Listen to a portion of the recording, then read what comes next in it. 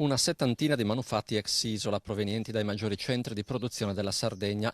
Narami è il titolo della mostra, un racconto articolato in 3 sezioni. Una è dedicata alle prime collaborazioni fra artisti, designer, creativi, artigiani, sperimentazioni che hanno rinnovato l'iconografia tradizionale del tappeto sardo. Sono presenti opere dei grandi del Novecento sardo come Maria Lai, Costantino Nivola, Giovanni Ciusaromagna, Eugenio Tavolara, Aldo Contini e tanti altri che poi sono seguiti in questa progettazione di sperimentazione e di collaborazione con gli artigiani. La sala centrale del Museo Muraz ospita i manufatti più legati alla tradizione classica del tappeto in Sardegna. Il tappeto è realizzato attraverso il telaio orizzontale e verticale e attraverso le più diffuse tecniche di tessitura.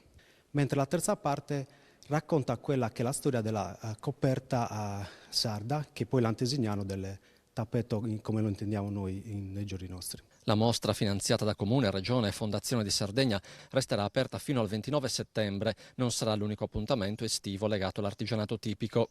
Sì, la mostra anticipa l'edizione di quest'anno di Tessingiu, che è la mostra dell'artigianato artistico sardo. Le due mostre si sovrapporranno e daranno un ampio spettro di quella che è la produzione artigianale della Sardegna. Più avanti un altro progetto legato alla valorizzazione dell'arte tessile porterà il tappeto di Samoreo fino agli Stati Uniti.